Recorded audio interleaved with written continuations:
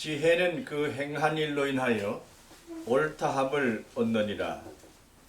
지혜는 그 행한 일로 인하여 옳다함을 얻느니라. 네, 주님의 말씀이십니다. 오늘 이 말씀은 지혜의 자녀들이 무엇을 통해서 정당성을 찾느냐?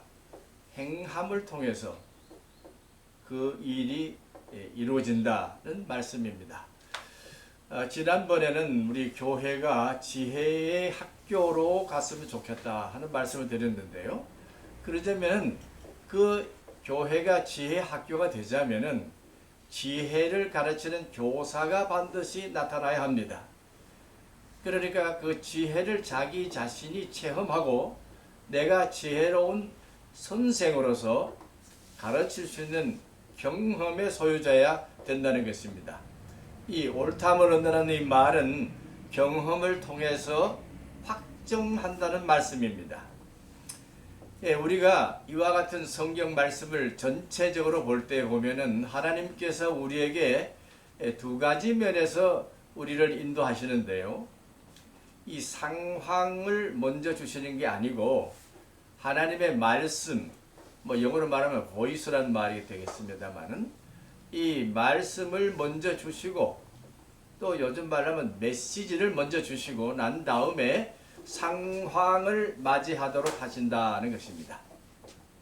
그러면 예비된 행동을 우리가 미리 그것을 통해서 알 수 있다는 것이죠.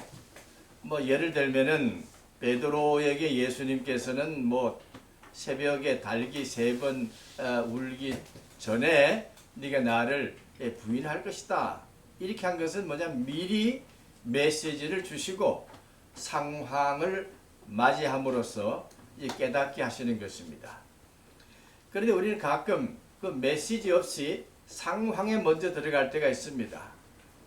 이제 예상치 않은 일들이 많이 우리 가운데 일어나는데 그것을 우리는 이 상황이라고 말합니다. 상황이 먼저 일어나고 난 다음에 그 다음에 하나님께서 그 상황을 통해서 우리에게 가르침을 주신다는 것이죠. 그래서 하나님의 지혜 세계를 찾아갈 때는 이와 같은 진주문을 여는 것과 같은 지혜의 방법론이 우리에게 있어야 할 것입니다. 그래서 우리는 이와 같은 관계를 선 메시지 후 상황, 또 선 상황 후 메시지라 그렇게 얘기할 수가 있을 것입니다. 예를 들면은 이와 같은 일이 있을 수 있습니다. 어떤 사람이 하나님, 내가 교회의 일을 맡고 있는데 참으로 내가 주님과 같이 동행하고 있는지 없는지 좀 가르쳐 주세요 했을 때 만일 하나님께서 그에게 그의 모습을, 영적인 모습을 보여주신다면은 거기서 깨달을 수가 있을 것입니다. 보여주세요라고 이제 하나님께 기도했을 때에 하나님께서 그 상황을 보여주셨다 그것이죠. 그러면 그 상황이 일어났을 때에 이러니까 주님께서 나에게 이렇게 하실 것이다 하는 것을 알게 되는 것입니다. 이 사도 바울 선생은 우리가 그리스도의 형상, 모습을 담도록 한다고 말씀하셨습니다. 그렇습니다. 우리가 하나님의 형상을 담는다고 하는 것은 메시지입니다. 그러면 그것을 우리 몸속에서 그대로 이루어 나간다고 하는 것은 구체적인 상황을 통해서 예수님의 모습을 닮아가는 것이고 형상화하는 일입니다. 에덴을 회복하는 것은 바로 예수님의 모습을 우리 속에서 지정의에서 이루어 나가는 것을 말하는데 그것은 인격이라고도 말할 수 있습니다. 우리 속에, 우리 인격 속에 그리스도의 인격과 연결될 수 있는 길이 가능한데 그러한 관계를 찾아가는 것이 지혜가 행동을 통해서, 행위를 통해서 옳다함을 얻는 것과 같은 것입니다. 이와 같은 일을 가르칠 수 있는 지혜 교사가 교회 안에 많으면 많을수록 그 교회는 그리스도의 형상을 이루는데 엄청난 역할을 감당하게 될 것입니다. 그래서 교회 학교를 지혜 학교로 우리가 개발해 나가고 육성해 나갈 때에 하나님의 지혜 자녀들이 교회에서 많이 배출될 수 있어서 오늘 세계와 같이 어느 방향으로 가야 할지 모르는 이러한 사회 속에서 빛의 존재로서 살아갈 수 있도록 힘을 보태어 줄 수 있을 것입니다. 저는 일생 동안 많은 사람들을 가르치는 교사로 자처해 왔습니다만 막상 내가 나가 되기 위해서는 많은 스승들이 나에게 길라잡이 역할을 해주셨습니다.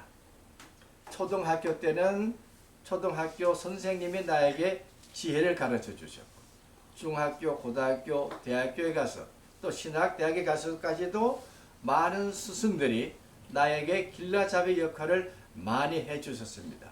그들이 그 길을 잘 가르쳐 주셨기 때문에 평생 동안 나도 그와 같은 일을 할 수 있도록 이렇게 격려를 받은 것입니다. 예수님은 제자가 스승만 하면 좋다 이렇게 이제 말씀하셨지 않습니까? 그런 면에서 보면 우리가 항상 어떤 면에서 보면 스승 되시는 예수님의 길을 따라가야만 할 것입니다. 예수님은 있을 때에 어떻게 하셨을까? 예수님은 과연 이런 상황 속에서 어떻게 말씀하시고 어떻게 행동하셨을까? 이런 것을 늘 마음 가운데서 묵상하고 있으면은 상황이 오더라도 그것을 뛰어넘을 수 있는 결단과 용기를 찾게 될 것입니다. 사도 바울 선생은 믿는 자에게는 모든 것이 합력하여 선을 이룬다 이렇게 얘기했습니다.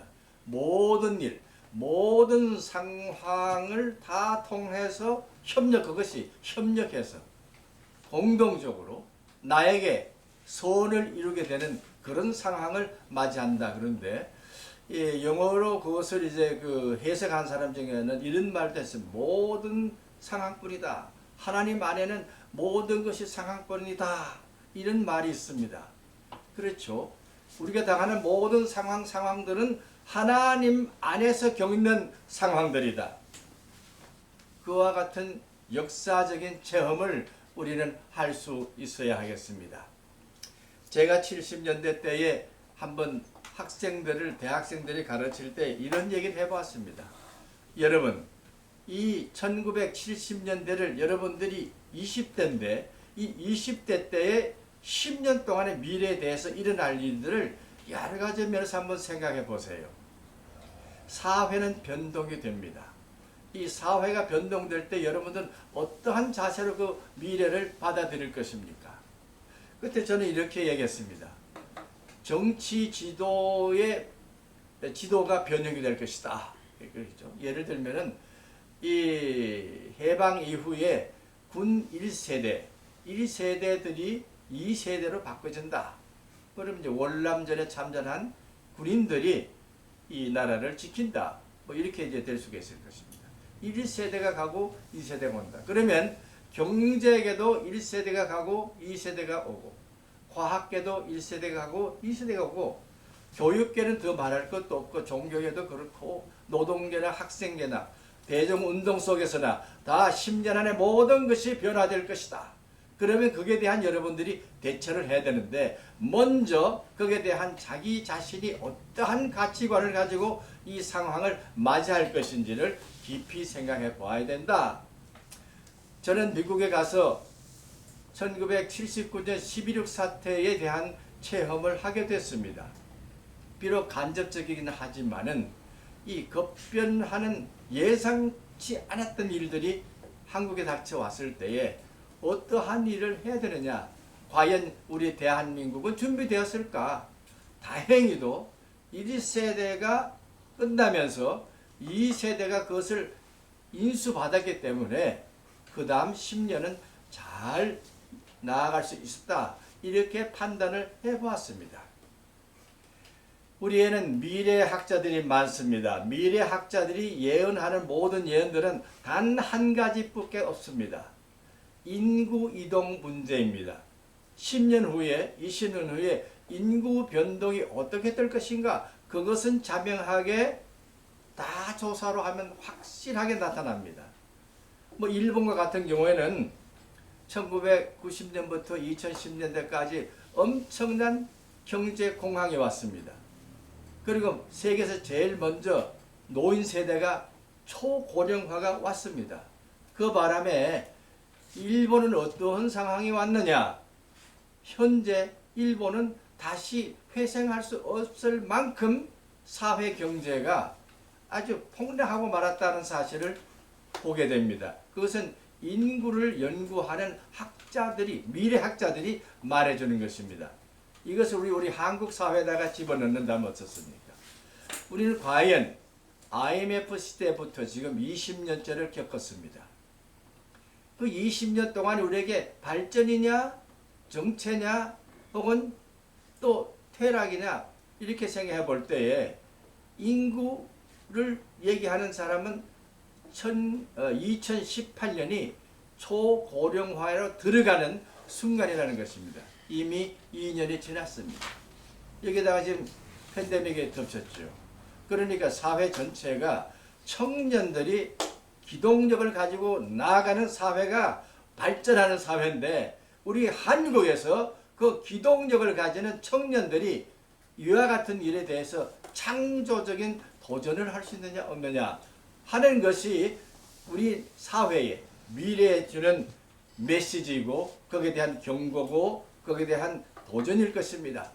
그렇다면은 우리 전 사회는 이렇게 사회 변동이 올 때 거기에 대한 분명한 메시지를 가지고 나가야 하는데, 우리 기성세대라 그럴까요?